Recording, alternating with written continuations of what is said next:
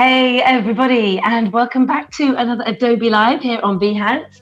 I'm sure that you're all watching on YouTube as well, but as you know, the chat will stay in Behance today, so definitely come and join us. We are joined today by Maria Louceiro. How are you, Maria? I'm fine. How are you, Maddie? So good. It's so good to be here with you. And Maria's a photographer and designer. We'll get right into it in a minute. Maria's got some great things to share with us today. And Maria, we've got so many people in the chat already. Quick hi to everybody. Hi Kirsty. I can see Sean. Here we go. Angus is there as well. Steve is dialing in all the way from New Zealand. Selman as well. So great to see everybody back. Keep your questions coming in today for Maria, for sure. But yes, and I think I was saying to Maria just now that I think I've finally recovered from the last stream that I did with Tim and the really funny game show.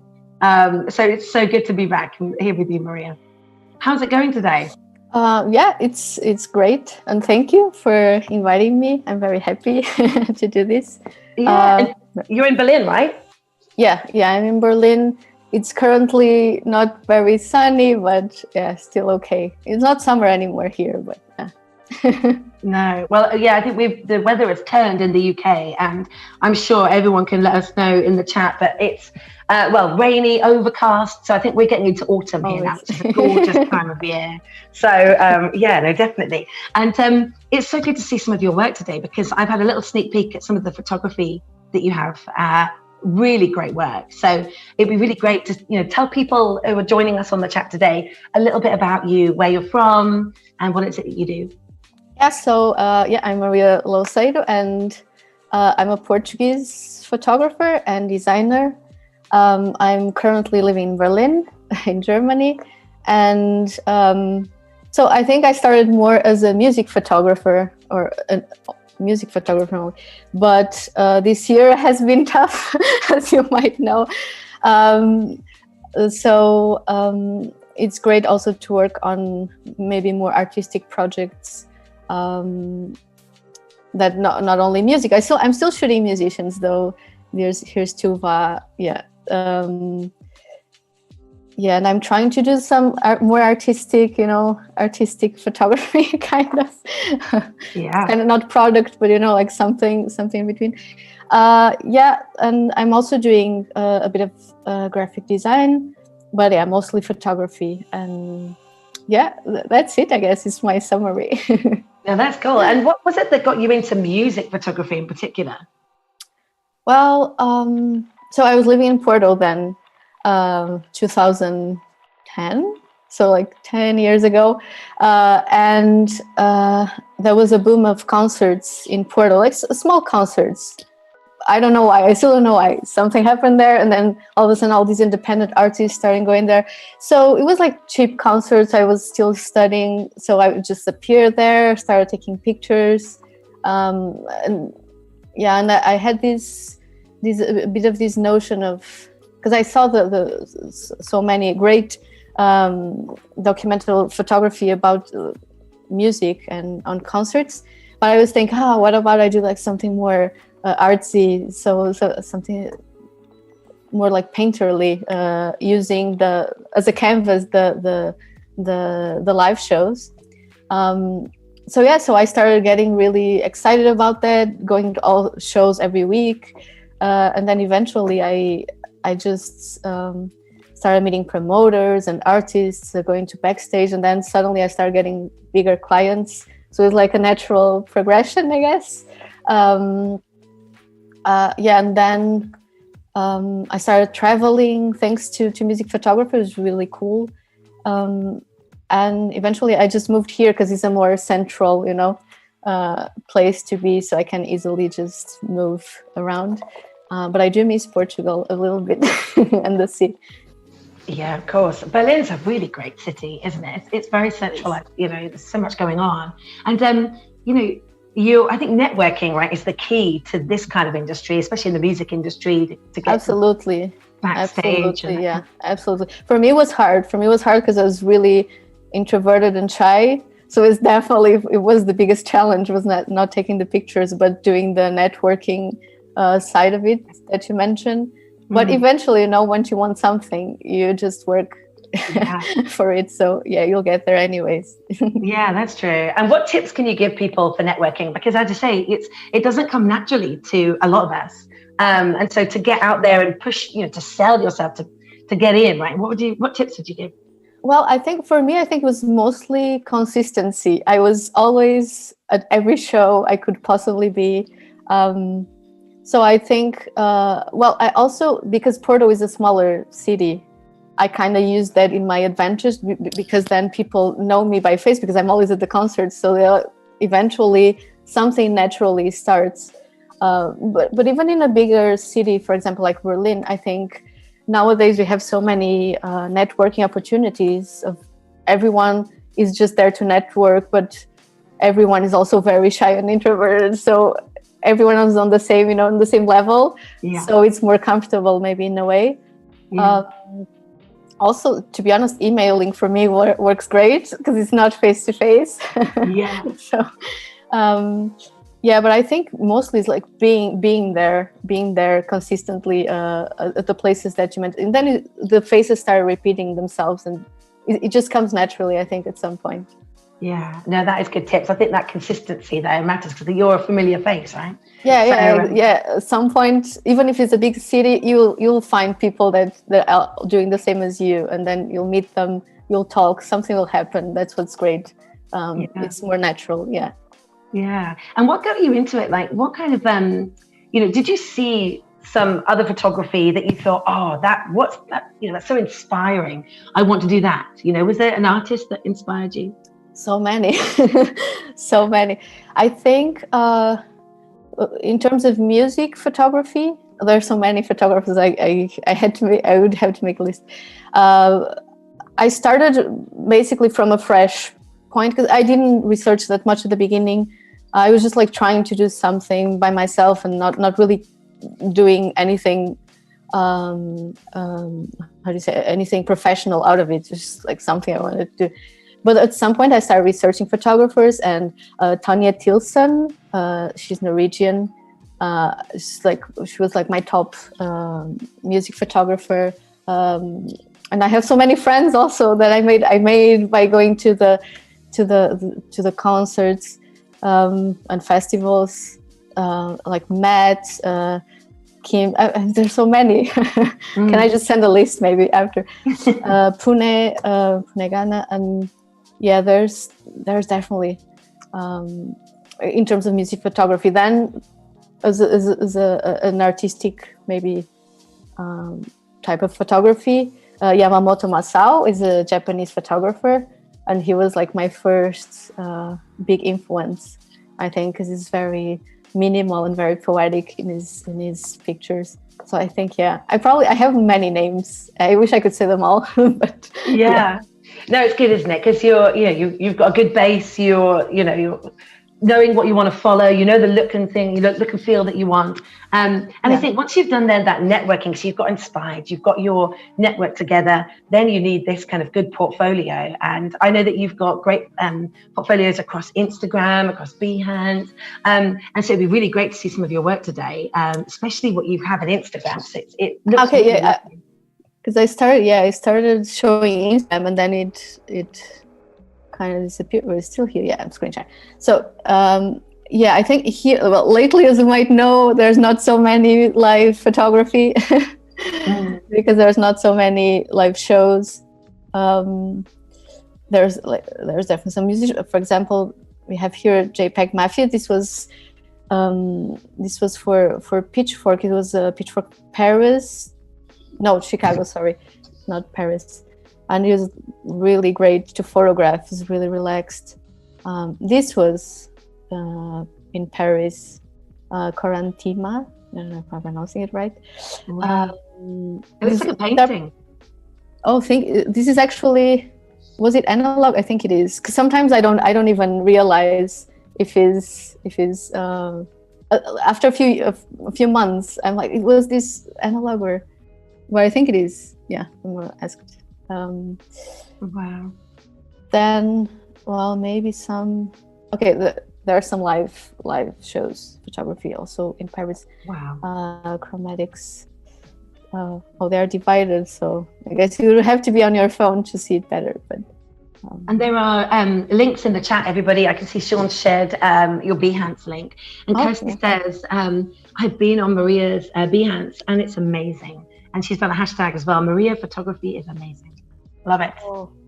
On Behance, there it is. Behance, yeah. On Behance, it's good. It's great because I have more, it's like by project, so it's easier. For example, this one is live music as well. Björk, oh my God, Björk, yes. Wow. She's an amazing artist. Puts on a great show. She does. It was the first time that I saw her. Well, I guess I said it. Okay. Oh, wow. Yeah, I definitely. This is more straightforward. I definitely go from being very abstract to being more down to earth, documental. But I always try to give like a little bit of artistic, splash, a little bit of just like cooking, just like try to measure by taste. And do you have like a preset that you always go to? Because I can see that your images all have a very similar, that look and feel. We can tell that that's your work, So do you rely on a preset to, or do you change it for every project that you do? Well, that's a great question, because it's weird that I don't really have my own preset, but I do have my way of working, which ends up, I think I work a lot by instinct. Definitely. It's like both when I'm photographing and also when editing. It sounds weird, but I work by instinct. I'm like, this looks maybe a little bit lighter, maybe more pink. I don't know. So I just try. So I don't have actually my preset, like Maria preset, but I end up doing similar images because it's something that I worked on very hard. I think at the beginning was this image that I had in my head, and then I wanted to transport it to the image. And I really enjoy playing a lot with light and shadow and textures. So it ends up like going to the same. These are from 2013, so they were much more abstract. And yes, sorry. Oh, I'm sorry, Maria. Angus asks a question. He says, is Maria influenced by the music or clear idea beforehand? Or do you have a clear idea? Of how the images will look? Mm-hmm. I do. Of course, the music helps, getting into the mood. But I definitely have an idea beforehand of what I want, which is maybe a more minimal result. So, because artists, when they are performing, they of course have all this gear around them, like speakers, amplifier, I don't know, like everything. And I remember when I started, that was really bothering me a lot. So I spent hours on Photoshop erasing everything because I just wanted the focus on the artist. Of course, you can do it without erasing parts of the image, of course, by framing. But I always looked at it as, I want this to look kind of like a painting, like a scene of a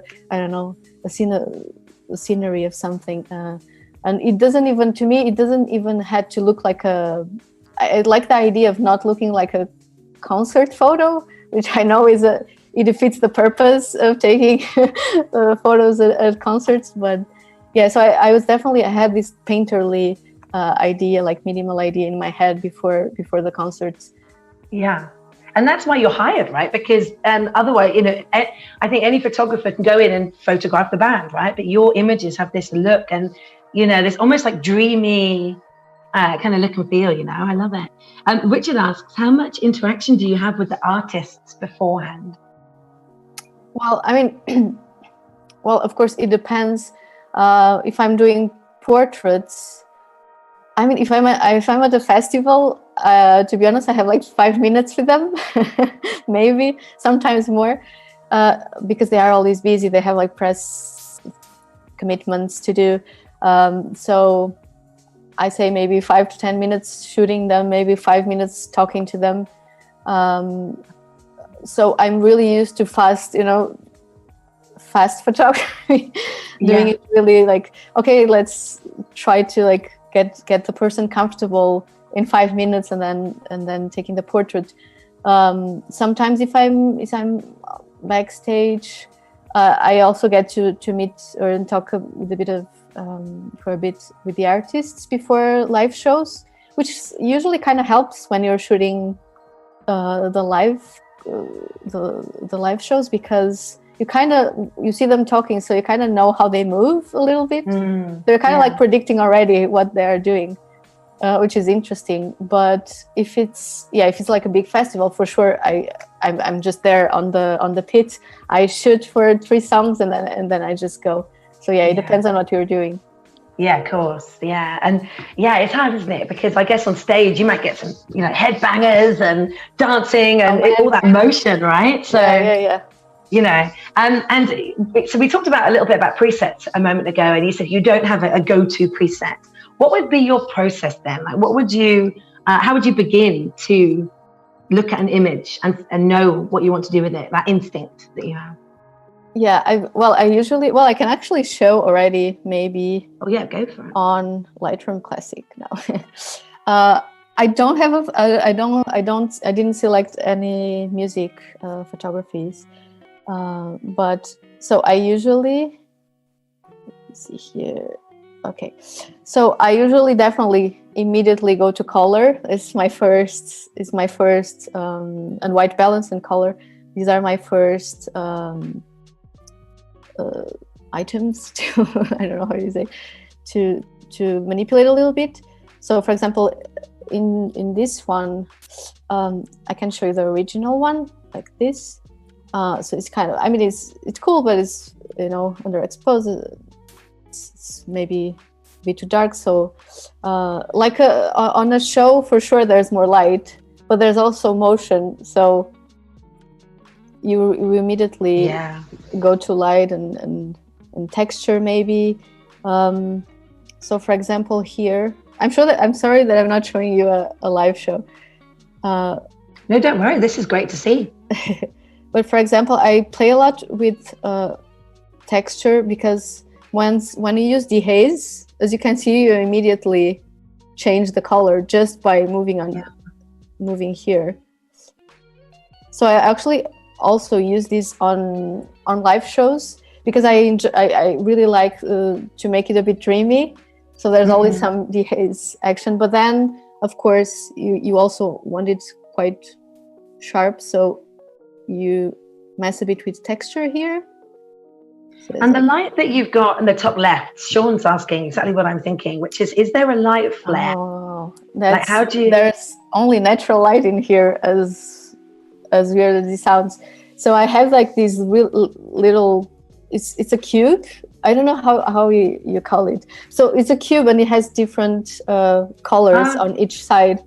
So I just put it in front of my lens, and it creates these weird effects, which is great, because you can bring color. You think there is no bright blues here, but then once you move a little exposure and dehaze, you see that there's color there that you didn't notice it was, because you shoot through this little glass cube.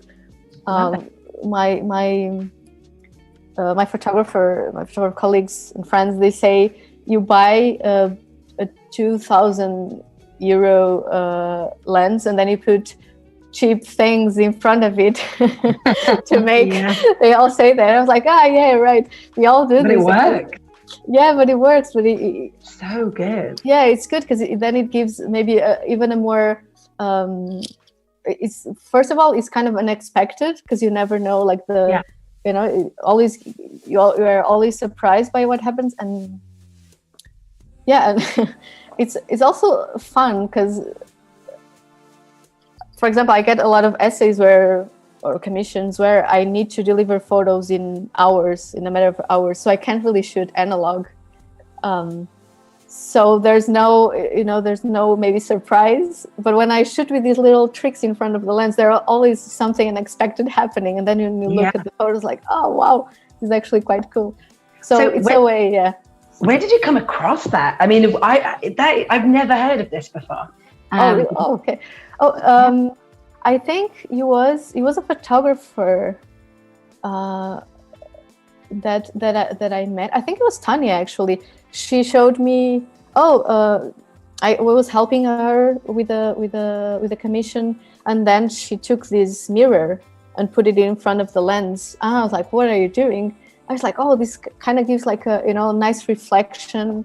So I mean, you can get some how do you say, like alternative effects on the pictures, and then from that mirror, I just started researching everything that I could possibly reflect and everything that I could possibly put in front of my lens. I know a lot of photographers don't like this; they get a bit mad, but and I do. Not when it looks like that. It looks like. But I have so much fun with it. I cannot not do it. I really try sometimes. No, this time I will not use anything. But then I'm like, no, but just these ones, you get addicted. So, and then just from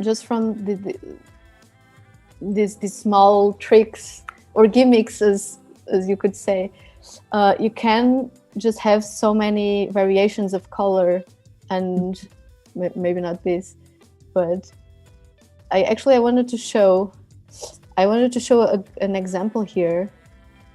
So I have this image and this one. These are the same, and it was with the same cube that I have. There's a name for it. I don't remember. There's a name for it. It's in the chat, actually. Kirsty, thank you. Kirsty says it's called a holographic cube or pyramid. Yeah, exactly. Thank you so much. Yeah, and I really like how. Let me see the. So yeah, this is the original image. It's quite boring. I mean, it's not good at all. But then you can find so much details just by how you change each color. And I also like to play a lot with collaboration, because then you just immediately get so many different. Yeah. Because then you bring out details that you didn't even see. Or I just really like, I have more fun just finding out these things than on the actual final image. I just have a lot of fun playing with this. So you can have two quite different images, let's just say, at least in terms of colors, and they can bring out different details. Well, and Katharina says amazing colors, and Angus says painting with light. So true. Oh, thank you. Thank you. Oh, that's lovely. Painting with, I guess, an holographic cube. So I really enjoy. It's for me. It's. I mean, of course, the final result is important, but I enjoy this process so much of just trying different things. And I was on a shoot the other day with a musician, and he said, "You're just like a magician, that pulls like the rabbit or whatever out of the because I was just pulling stuff out of my pockets and trying different things." And of course, then it makes also post-processing so much more fun, because you can just discover things while you're working. Yeah. So yeah, it's. You can see, like here, for example, details from these trees that in the original image you can't really see that well, but then once you change the color, so immediately it just like brings out all the details. So what did I do here? Oh, okay, yeah, white balance just by. I don't know if it's okay. Yeah, just by doing like this, you just get different images. So do you edit these with a pen? So Kirsty's asked a question here about when you're editing an image, do you use the Wacom Intra Pro with the Pro pen? No, I want to, but I don't know. No, so is it Lightroom and Photoshop mostly? Yes, yeah, exactly. It used to be, I used to spend a lot of time on Photoshop, but recently, also due to speed purposes, Lightroom is way faster. So I just can copy paste if I have this effect and then I want the same on a similar photo. It's much faster. Yeah, but I just use these two programs, and I also try to do as much as possible. Well, in camera, shooting, because then it takes some work out of my it's less time. So here is also you can see the original image and then the post-processing. Yeah, it's very I mean, you can see I find this image interesting, but then after is so much, for me, of course, is so much better because it reflects more of your taste as well and your vision. And I also I wanted to talk about this commission that I had with Lightroom, actually, because these were some of the images that I worked on, because the Discover files, because people sometimes ask, how do you edit them, the images? And here you can have every step of the way, which is pretty cool. I mean, I can't really show how I shoot it, but I can show how I treated the image. I think you have, So because I love this, I only knew this because of the commission, and I had no idea that this existed. But you can basically see step by step. Oh wow! It's really cool. Is this on your Behance anywhere, or is this in Lightroom? Sorry, did you say? So I put the final images on my Behance, but to see the step by step, I guess you need to go to, where is it? You need to go to Lightroom, adobe.com, and then I guess my name if you want to see my work. If not, it's also okay. Cool. Yeah. That's so good that you've got the step-by-step so you can see, Yeah, exactly. I learned so much. I got really excited because I didn't know this existed. And I work with Katrine Eisman, and she was like, yeah, you just go here to this website and then you see step by step. I was like, what do you mean? And you see very, amazing photographers, always ask how do they do that? How can I? And I mean, you don't want to copy it, but you definitely want to feel inspired by what they are doing, because you can just work from other people's knowledge, not doing the same, but at least work from that. This is new to me. This is great. I was so excited. I was like, I can't believe this exists. Then you can see, of course, how can you go from a underexposed image to maybe a more dreamy image. So this was a part of it. Also, this one. And Sanjana asks, do you use a filter whilst you're shooting? So many. No, actually, I use. Sometimes I use the star filter. I think it's the only filter that I use that you can actually attach to the lens, is a star filter to make these star effects. I don't think I have anything here. No, this is not the one. But it has the rest of the how do you say, the toys that I use some are basically pieces of maybe plastic, glasses, whatever reflects light. I just get excited, like cats, whatever shines. So not so much as you can call it filters, but it's not something you attach to the lens. It's something you're holding out. Yeah, exactly. Well, So Angus shared that as a student, he used plastic sweet wrappers as color filters. So we get at Christmas time big boxes of chocolates, like Quality Streets, and they have that like a cellophane, like red cellophane, orange, yellow.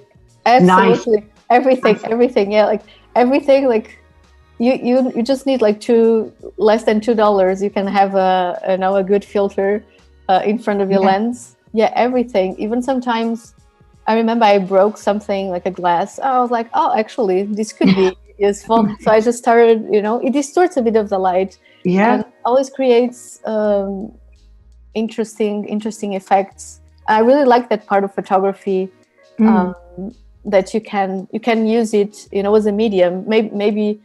Yeah. I'm not like the most documental photographer there, but I really like it to use it like, as a vessel to, just put all your creativity in there. And even this, I was trying to remember what I did to this image to have these lights. I think I also just used like a piece of plastic, and it somehow just, you never know what happens. It's really cool. Yeah. I have to ask, what is the most random object that you have used to create a photo with? There's so many. Sometimes I just pick things from the floor. You shouldn't do that, I guess, but like just pick things from the floor, like maybe this will be cool. Actually, my favorite is so how, I don't know how do you say this in English right now. So when you have papers and you need a paperweight, yes, a paperweight. So I bought this paperweight in a thrift shop in the US actually, and it was kind of like plastic. It has like different colors on each side as well. So I was thinking, okay, yeah, this seems cool. I'll just buy this, like $1 or something. And I'm basically shooting so many portraits. This one was not with the cube holographic. This one was with the paperweight. And I had no idea it would be so, like, just a plastic paperweight. Who knew? So yeah, I think that was the most random, but the one that I used the most, I think, to this day. Nice. No, that's good. And I think I would say glass paperweights, because they often have the bubbles in them, right? So you could get a lot of... yeah, that's true. This one doesn't have it, actually. That's a good... that you're saying. That's a good idea. And Sean's got a good one. Sean says, I use a soot-covered piece of glass to shoot an eclipse. That's a good one. Soot? Like charcoal, like from a fire, soot from a fire. Oh, that's pretty cool. Nice. I bet everyone has like these weird things they just like put in front. Nobody knows it, but yeah. Let's ask the chat. Everybody, what random objects do you use to enhance your photographs? Please let us know today. And actually, we're just over halfway. So if you do have any questions for Maria, get them into Behance chat. We're chatting at behance.net/live. So yeah, get your questions in there. And so Maria, you mentioned at the start that you started with music photography and live gigs. What's that moved into now? I mean, it's still obviously music. There's not a lot on the scene right now, of course, with these new times that we're in. So where has that taken you? Well, I mean, I still can do a lot of portraits, which is good. Artists are still, they are not over. They are still working hard. So I've been getting some requests for press shots, which is really cool. I can still do it. Yeah, that's good. But I think I'm moving more to this side of maybe I don't want to say it's not teaching, but it's maybe like showcasing how I do things, which I'm doing right now. But I've been having more work when it comes to showing people like, oh, this is what I do, and I can give a class or an online class or something, and show you how I edit or how I shoot. Or so I think I'm growing more into the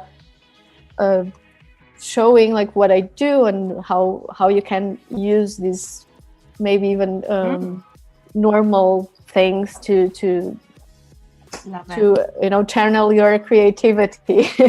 It's a great time for that. I think it's a great time right now to share, here are my best practices, here's how I do things, and it can totally inspire other people.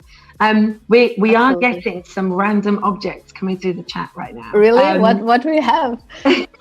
So Tim made an awful joke saying that he uses his camera to shoot. And Tim rightly said, I see myself out. Too easy. I know, right? Richard says outside glass tabletop. Yes, very reflective. That's great. That's true. That's great. Sanjana says transparent cloth. Tim did use an iPad as a reflective surface. That's true. I use my iPhone too. Yeah, everywhere. Yeah, that's true. And then there is a couple of, so Oliver says, does shooting through filthy double glazing count? I guess. It depends what you're trying to capture. Sure, of course. Sanjana's the same thing from a bus window. And Angus has gone completely random with through dog's wet nose art on the glass window. Wonderful. Yeah. You need to share that in Discord, Angus. I think we need to know. I want to see the result, actually. I'm pretty curious. I'm pretty curious to see that. Oh, here we go. David actually says he uses a strobist color filter kit. So a kits are very similar to the kind of thing that you're using. Very good. Well, the chat does continue on Discord, by the way. So if you do have images and photos of things that you've taken using these objects, get them on there. It'd be great to see them. Please do. Inspiration. Yeah. Oh, definitely. And so, so the look and feel that you have for your photos, Maria. Do you find that you are using a makeup artist and hairstylist? And because I've noticed that the artists and the models that you have, they've all got lovely either pink hair or lovely makeup and jewels.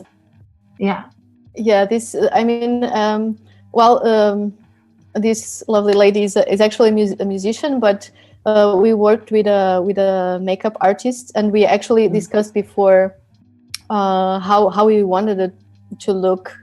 So you notice that there's this special makeup on the eyes, and these like shiny things. So I usually discuss with the artist what are you going to wear. We do a mood board. We work on a mood board and try to see if we come up with the entire scenery. So everything comes together. Where we are shooting needs to match the makeup, needs to match the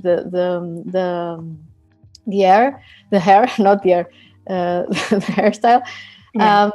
And it's something that I never did before because I had 5 minutes with the artists, and they all have their own style. So lately, something that I've been working more, I guess, is art direction as well. So you try to make everything come like together, place, makeup. I get a lot of reference from movies, especially movies. I think. And other artists, but it's cool. It's cool because then it's photography, but it's also a bit of art direction. You can also try to do the entire scenery without. I mean, I work a lot alone without a big team, so it's me, the artist, and then a makeup artist. So I feel. I like that because then we have more control over how we want it to look at the end. It's a really interesting part of photography too, because it involves this art direction side. That's good. And how do you make the mood boards, and what do you make them in? Like, would you do that in Lightroom? Would you pull in some from your portfolio and the movies? Like, how are you showcasing this artboard to? From my graphic design background, I just go to Lightroom, to InDesign. I just do everything in there, and I usually grab screenshots from movies, then other photographers' work that I think the colors are right or the mood is right. Even just sometimes like a colorful table. I was like, well, it's like this is a cool looking table. Let's just put it in our mood board. It's just like, I guess it's just like, it's like a puzzle, right? You just like put the pieces and try to fit them as best as possible. And then eventually it just forms the entire picture. Yeah, of course. It's so good how it all comes together. And I just love this kind of I say filter, but I know, of course, it's not, but just the colors and how it all comes together. It really does have that dreamy painting kind of feel to it. You can tell it's your work, Maria, you know? Yeah, thank you. Yeah, I guess, I wanted to be a painter when I was young. That didn't work out. So, I guess I still have like that reference from painters as well. Like that, that's the light and shadow and the composition and all these things. So I guess I bring it a little bit to what I do nowadays as well. But it's easy. Oh, right. And did you study photography then at a university? Did you go down the education route like that, or was it self-taught? No. I guess it was. I studied mining engineer, so yes, absolutely. It was. Yeah, I started by studying actually mining engineering because it's just like So I live in Portugal. It was not unfortunately was not like very viable to be an artist at that point when I was growing up. Mm-hmm. You have your parents saying, "Hey, you need to get a real career." Like, okay, well, I guess I need to do that. So I went into engineering. I thought it was okay, but then I just couldn't do it. So I studied graphic design, which actually I think it was a good choice for me because then you get all these different skills. And I think I tend to learn more from different skills, that are not directly related to photography, than actually. Of course, you should study photography. I'm not saying don't study photography, but in my case, it's just maybe more practical for me to study like composition and typography and all these things, and how the image should work with letters and the colors and everything. So and the theory of color and all these things. So I think for me it's actually it ended up being a good choice, and it helped me in photography, I think. Yeah, and you've got a good eye for it. I think if you're creative, right, whether you were going to be a painter, it was going to come out in some way from you, right? Definitely. I think you don't need, of course, in the technical, of course, if you're doing, very, very technical things, of course, you need to learn the technique. At some point you need to learn the technique, of course, but I think also learning things that are outside of the context of what you're doing. And if you're thinking about it, thinking about how could I apply this to photography, for example. Yeah. And then I think like that clash of ideas brings like new things that are interesting and fresh. And nowadays it's so easy to learn different techniques from just from a podcast. You can learn something nowadays. So I find nowadays it's very interesting to see all these artists that are using photography in so many different ways with AI and everything. Like it's getting really exciting. So, And do you think that your projects could move into that kind of way? I mean, I could totally see an image like this being used in AI, with butterflies flying around, or it being kind of coming alive. I could see that in your work. I've been thinking about it a lot. I used to do, it's not AI. I used to do some Cinemagraphs, which is a moving portrait, which is just one part of the portrait moves, and the rest just stands still. Like if the air, like there's some wind blowing and the air moves, but the hair moves, but the portrait maintains, or the face is still, but just one part of. So I started doing that, and then I kind of stopped because it was a bit more complicated to do. But I actually been following a lot of people that do 3D stuff and then mix it with photography, and I find it so exciting that I'm actually thinking about maybe not by myself now, because of course it demands more time, but maybe collaborating definitely with someone that is an expert, and then just like mashing this together and it would be Great like plan. really, yeah, really cool. Great plan. Yeah, no, definitely. And you've got a great portfolio. I mean, I know that we showed it a little bit earlier on. We were looking at Instagram, as you have a lot on there. And of course, you've got your Behance profile as well. How do you reach out to people? Like, would you go to share your Instagram first for your work? If you were going to collaborate and reach out, is that your go-to, place, your portfolio? I use I mean, Instagram is of course the easiest one. Like slide into my DMs to have a photo shoot. But I definitely I basically just reach a lot by email nowadays because it's easier. Of course, there's not much gatherings, so but I use it a lot. But I think most of the people, for example, that I end up working with, they just stumble on my website somehow, and they just like find my email and just write me. But for Instagram, the good thing is you tag someone and then someone sees it, and then they're like, actually, it'd be cool to work with you. And I guess it's a form, it's networking, it's online networking. Yeah.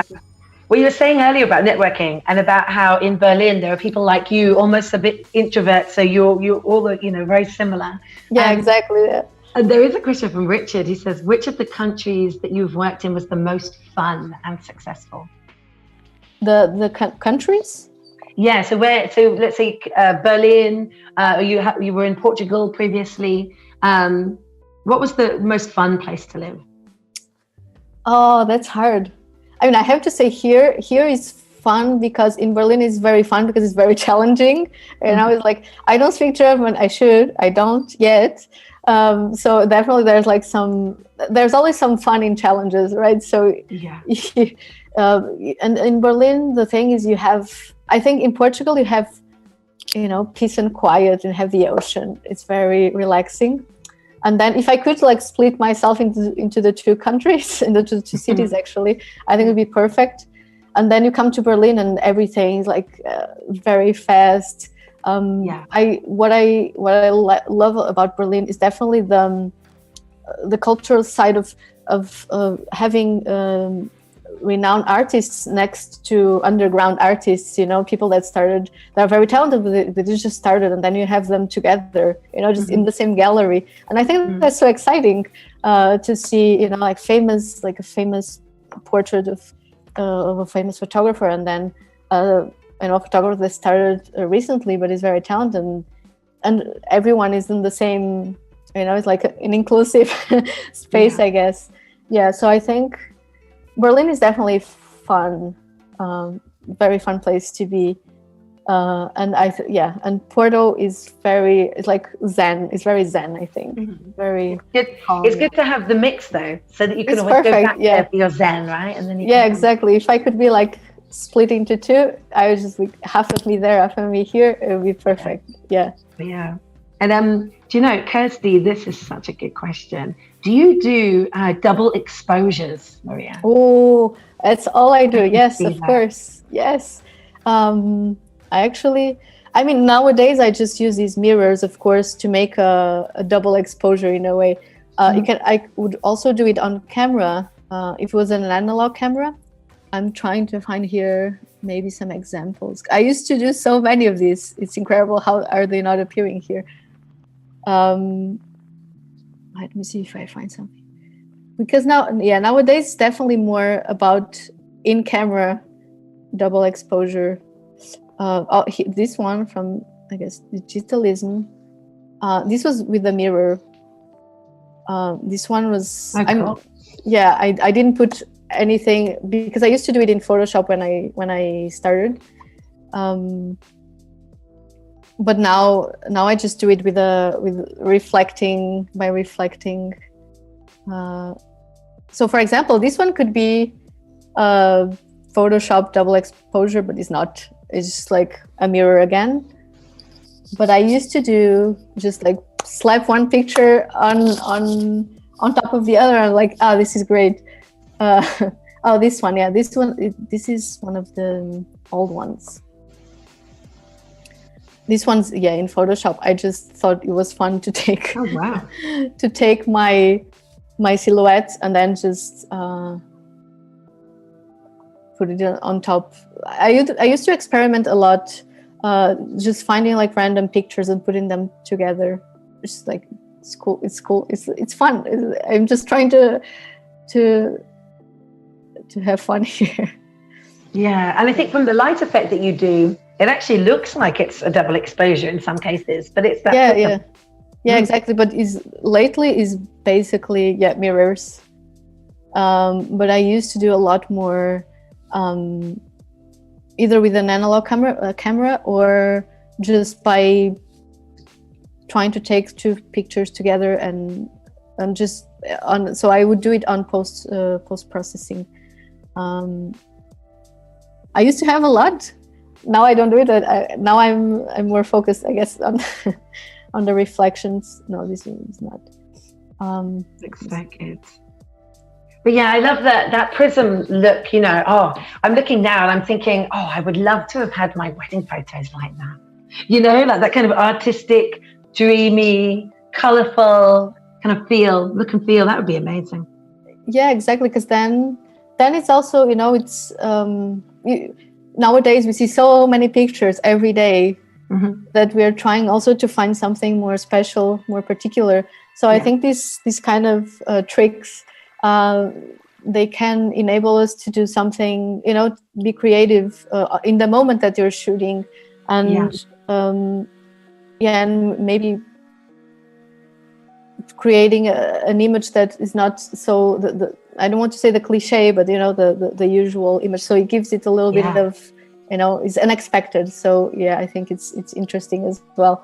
Yeah, unexpected, definitely. And I think that's one of the great things, you know, that you mentioned, that since lockdown, or, you know, these new times, you've been sharing a lot of your processes and sharing your work with a lot of people. And this is why, I've learned so much in Adobe Live, and, you know, and never would have thought of taking photos through a prism like this, and the effects that, you know, that you can produce from just something so small, right, to hold up through an image. So yeah, exactly. It's very interesting because I remember when I started taking the portraits to the musicians, they started laughing when I took like a mirror, and they were like, "What are you doing?"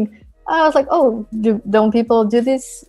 And like, no, it's the first time. So in my head, everyone was doing this, but actually, it's something that it kind of slowly gets ingrained within people, but it's not like it happens immediately. But I thought I would get actually a funny reaction from them, which was good also for the portraits, because they just started laughing. Or just start like, what are you putting in front? Like, what are you doing? And then I was just like doing like this, and they're like, what is she doing? We also get funny reactions from people because they are not expecting this to happen. Yeah. No, that's good. And there is a great question from Kirsty again. What camera do you use? Now, I started with a Canon EOS 350D. I use it for concerts, but nowadays for portraits and for more artistic photography I use Sony Alpha 7R2. And because it's mirrorless, and my back thanks as well, because it's not so heavy. And I also use sometimes I use Lomos for personal projects.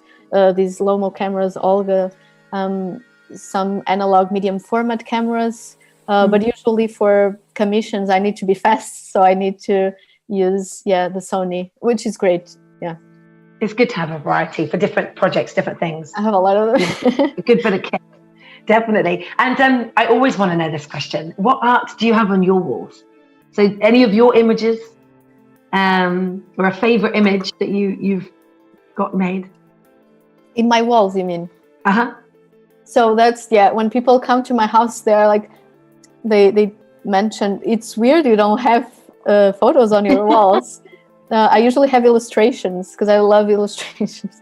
Oh, cool. So so I have a bunch of prints from other photographers that are waiting to be put on the walls. But for now, I only have illustrations. It's not for any particular reason. It's just like something that I don't know.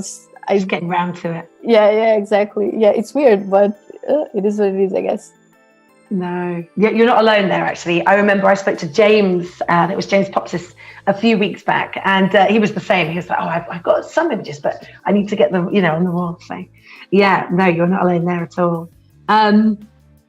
Tim put more photos on your walls. You have become the marketer's dream. Oh, yeah, the marketer's dream. Exactly. I should do that. Do you know that's so true? With my mugs, I'm exactly. You're a marketer's dream. I'm bought in. I see something, I like it. Get it, go for it. Yeah, awesome. It's perfect. I'm not a marketer's dream. I just have a random cup, but. But yeah, I should definitely do that. It will come.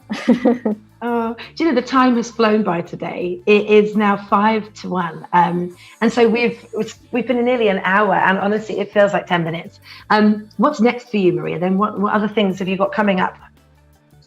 Oh, I guess. I have some commissions from artists here from press shots, and also I'm doing some graphic designing some covers, which is pretty cool. It's something that I do now and then, but not as often as photography. So that would be definitely cool to go back a little bit to graphic design, because I just like go back and forth to different things. And also during this time, it's good to have graphic design as a backup. It's something that I can do anywhere, and I don't need to be in a specific place.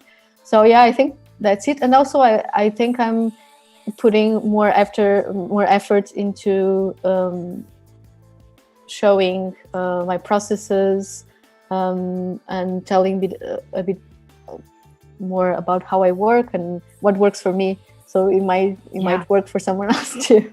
No, definitely. Please share all of it. And where should people go to look at this? Is it really Instagram? Is that the best place? I think Instagram, definitely. My name. I think is the best way, because I also post a lot of stories. So sometimes I show a bit of process, even with the Lightroom commission. I also showed the screen shots of how you can have step-by-step editing, which is good. And yeah, that's where I keep most of my work updated. I think is the best way. And if someone wants to reach me or talk, I'd be happy to exchange ideas, because now is the time. And collaborate on that AI project, right? Get that 3D. Absolutely. I used to be very just working by myself, and I still do, but now I'm really much more open to collaborate with other artists. I think it's great. You grow so much. You grow so much just by learning from someone. So definitely, I think this is the best way to reach me. I'm also on Behance. It's my name. And I'm also on Lightroom. It's so good to see you on Lightroom. That was new to me today. And the fact that we can go in and see, click by click, just go down. Yeah, exactly. Really you can see the before and after immediately. And I think it's a great tool to learn or to work from, because you can also save these presets, and then you can work from them and tweak them. So that's very interesting as well. Like it's just like get all these new ways of working all of a sudden. So it's very cool. And I guess also my website. myname.com. Louceiro.com. And then have a look. Yeah, I also have some. I keep it updated as much as I can, so you can see like portraits and live music. Yeah, and that's it. Love it. And lastly, then, what tips would you give for people that are in the chat today, that are watching today, that might want to try out your technique? Just find random things on your house, break some glasses. I think I just think, I mean, people just should be free to do whatever they want to do in terms of, you know, as an artistic, because I think nowadays sometimes people think, oh no, I should go towards this specific type of image, or I should follow this technique. And I think people should, I think starting from fresh, you know, just like you find something that for you enjoy color. So maybe you buy a weird, you know, bulb with colors, different colors, just try it, shoot as much as you can. I think being free is very good. Like when you're starting at least, just trying all sorts of things that you find interesting and fun. And I think the most important thing is definitely to have fun. Like if you can shoot for hours, everyone is tired, but you're still going and happy, that's the best sign, I think. Yeah. If you're, so yeah, just whatever, I mean, whatever also you hold close to your heart, like things that you like, I think you should use them all, incorporate them all, and do what you love. Great tips. And it's been lovely having you on here today, Maria. Thank you very much. It's lovely. Thank you. Great. The chat will continue, everybody, in Discord. So get over there. Please share images that that you're taking with random objects. We want to see them. Get them in Discord, and we'll be back same time tomorrow, midday till 1 p.m. live on Behance. Thanks, everybody, and we'll see you again soon. Bye. Thank you. Bye-bye.